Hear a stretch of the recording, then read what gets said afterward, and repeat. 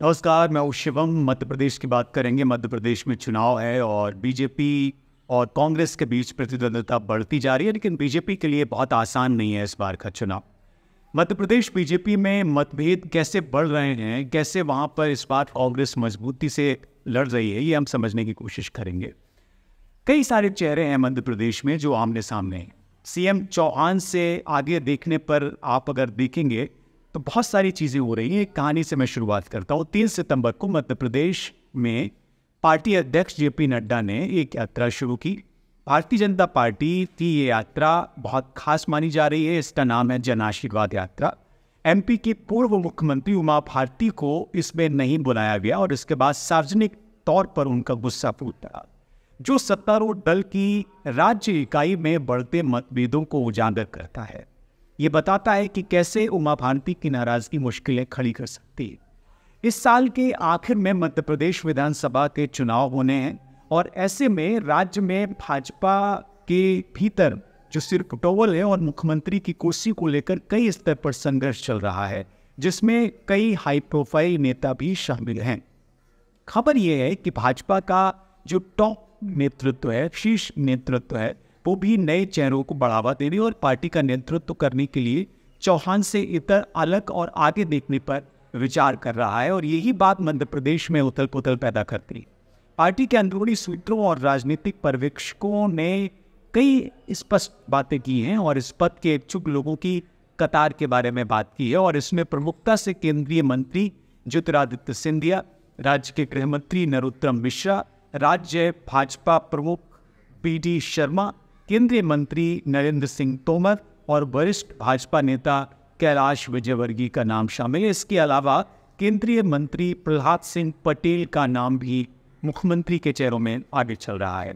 केंद्रीय राज्य मंत्री यानी एमओएस फक्कन सिंह कुलस्ते और पूर्व भाजपा प्रदेश अध्यक्ष और सांसद राकेश सिंह भी मध्य प्रदेश के प्रभावशाली नेताओं में हैं, जिनका नाम आगे चल रहा है और ये परेशान कर रहे हैं शिवराज सिंह चौहान को। 2021 में कांग्रेस के वरिष्ठ नेता दिग्विजय सिंह ने मध्य प्रदेश बीजेपी नेतृत्व पर कटाक्ष करते हुए कहा था कि मध्य प्रदेश में मुख्यमंत्री की दौड़ में केवल 2 उम्मीदवार बचे हैं। मोदी जी के उम्मीदवार प्रहलाद पटेल हैं और संघ के उम्मीदवार हैं पीडी शर्मा। उन्होंने कहा था कि मुझे बाकी उम्मीदवारों से सहानुभूति है, यानी 2 नाम आगे।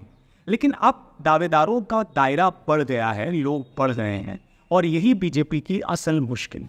पार्टी सदस्यों के बीच मतभेद सतह पर आते हुए दिखाई दे रहे हैं। इसकी कई सारी उदाहरण हैं। मध्य प्रदेश भाजपा के प्रवक्ता हितेश वाजपेयी ने एक टिप्पणी की। उन्होंने कहा कि हम विविधता में एकीकृत हैं और यही कारण है कि हमारी अलग अलग आवाज़ें हो सकती हैं। हम एक लोकतांत्रिक पार्टी हैं, लेकिन हमारे पास केवल एक ही उम्मीदवार है जो कमल यानी भाजपा का प्रतीक है। उन्होंने घुमा कर ये बात की। उन्होंने कहा कि हम सब कमल के लिए काम कर रहे हैं, पार्टी के लिए काम कर रहे हैं। इसी बीच कई जो विशेषज्ञ हैं, जो मध्य प्रदेश की पॉलिटिक्स को समझते हैं, वो कहते हैं कि भाजपा की राज्य में गुटबाजी का सामना बहुत ज़्यादा है और ये मुश्किल खड़ी कर सकता है पार्टी के लिए। एक टिप्पणीकार हैं बत्ती नारायण, उन्होंने कहा कि दोनों पार्टियों में गुट बन गए हैं, यानी भाजपा और कांग्रेस में, और ये केवल भाजपा तक सीमित नहीं बचा है, कांग्रेस में भी इसके गुट हैं। भाजपा में ये गुट ज़्यादा दिखाई देते हैं क्योंकि वो सत्ता में, भाजपा की जो अनुनय शक्ति है वो ज़्यादा है और वो ये सुनिश्चित कर सकते हैं कि सभी एकजुट होकर काम करें। ये बात राजनीतिक विश्लेषण कहते हैं। एक और बात ये है कि कर्नाटक, जहां इस साल का चुनाव हुआ और इसके बाद पूरा माहौल बदल गया, कांग्रेस के पक्ष में बहुत सारे लोग बात करने लगे। उन्होंने कहा कि कांग्रेस की जीत का कारण यही था वहाँ पर कि उन्होंने वो गुटबाजी खत्म की और अपनी पूरी ताकत चुनाव में लगाई। भाजपा ऐसा नहीं कर पाई, इसलिए कर्नाटक में उसे हार का सामना करना पड़ा। अब जब मध्य प्रदेश के चुनाव की बात आ रही है तो मध्य प्रदेश में भी यही स्थिति है, क्योंकि यहाँ पर भी कहीं ना कहीं पार्टी गुटों में दिखाई देती है। उत्तर प्रदेश में भी कई गुट हैं, सिर्फ मध्य प्रदेश में नहीं, लेकिन उत्तर प्रदेश में प्रदर्शन बेहतर रहा, ये बात कुछ विश्लेषक कहते हैं। अब उमा भारती पे आते हैं। उमा भारती के बारे में कहा जाता है कि मुख्यमंत्री पद के दावेदार के रूप में वो नहीं है, लेकिन वो प्रभावशाली बनी हुई हैं और उनको तरजीह देने की ज़रूरत है। खासकर राज्य में लोधी समुदाय के सदस्यों के बीच उमा भारती की एक विशेष पकड़ है। पिछले सोमवार की बात है जब जन आशीर्वाद यात्रा को लेकर अपनी पार्टी के सहयोगियों पर उन्होंने कटाक्ष किया था क्योंकि उनको बुलाया नहीं गया था। उन्होंने कहा था कि वो पार्टी के अन्य सदस्य इस बात से घबराए हुए थे कि अगर उन्हें आमंत्रित किया गया तो सारा का सारा जो फोकस है, अटेंशन है, वो उनकी तरफ आ जाएगा और ये वो बर्दाश्त नहीं कर सकते।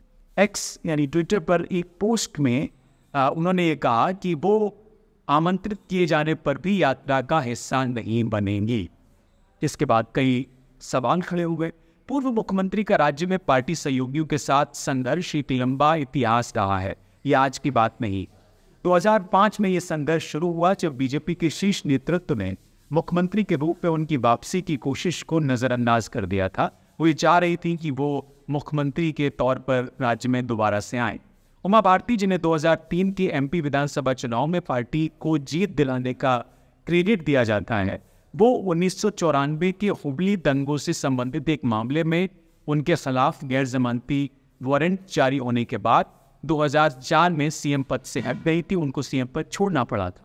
2004 में कर्नाटक सरकार ने ये मामला वापस ले लिया और उसके बाद उमा भारती कथित तौर पर बाबूलाल गौर की जगह सीएम के रूप में वापसी करना चाहती थी, जिन्होंने कार्यालय में उनकी जगह ले ली थी और इससे उमा भारती कुछ दिनों के लिए नाराज भी हो गई। हालांकि पार्टी आला कमान ने उनको बाध्य नहीं किया।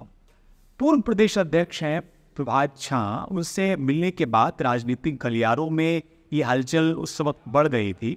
झा जब कांग्रेस में थे तब वो सिंधिया की आलोचना में सबसे मुखर नेता माने जाते थे, लेकिन उन्हें तोमर का राजनीतिक प्रतिद्वंदी भी माना जाता है। और पार्टी के एक सूत्र के हवाले से यह खबर है कि सिंधिया ने ग्वालियर में झा के आवास पर दोपहर का भोजन किया।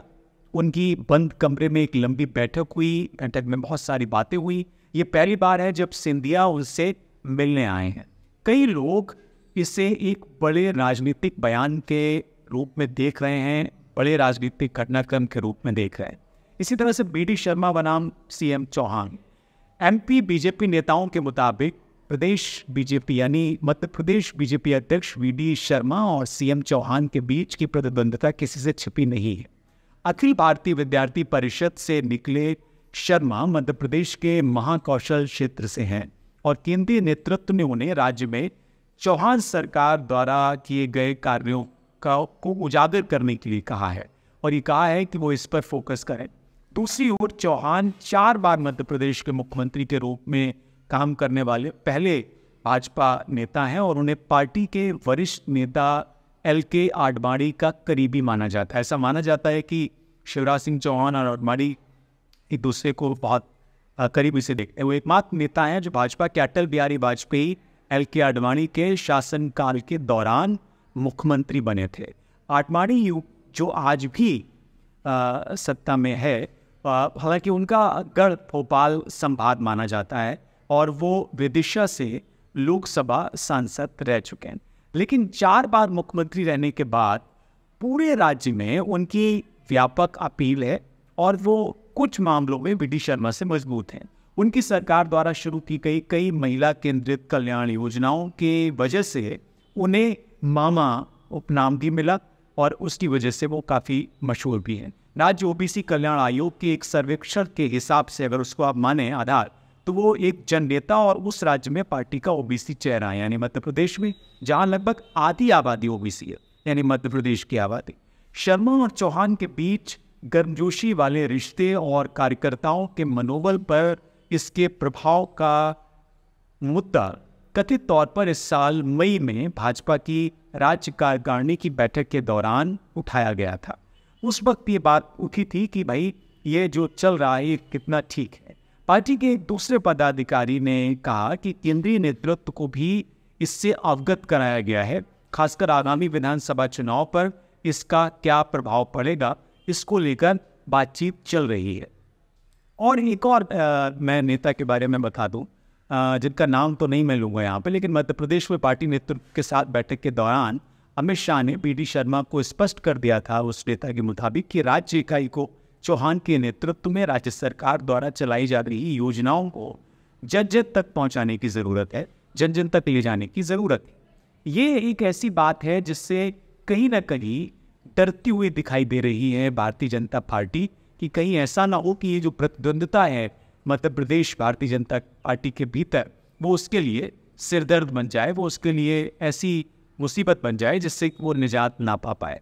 क्योंकि मुख्यमंत्री शिवराज सिंह चौहान के सामने एंटी इनकम्बेंसी एक बड़ा फैक्टर है और ऐसा पता चलता है कि मध्य प्रदेश में बीजेपी के मतभेद लगातार बढ़ रहे हैं और आलाकमान कुछ नए चेहरों को बढ़ावा देने की कोशिश कर रहा है मध्य प्रदेश में। और अगर ऐसा होता है तो सीएम चौहान से आगे देखने की जो कवायद है भारतीय जनता पार्टी की, वो उसके लिए मुसीबत भी बन सकती है।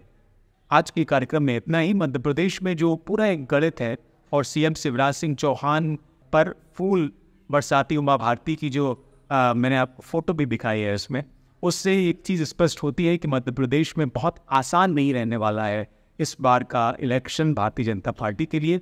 कांग्रेस के लिए भी बहुत आसान नहीं है, लेकिन कांग्रेस के भीतर की जो गुटबाजी है उसको कंट्रोल करने के लिए मल्लिकार्जुन खड़गे ने काफ़ी काम किया है और प्रियंका गांधी वहाँ पर लगातार रैलियाँ कर रही हैं। अभी देखना बहुत महत्वपूर्ण होगा कि जो ये विशेष सत्र होने वाला है इसमें क्या कुछ खास ऐलान किया जाता है, एक।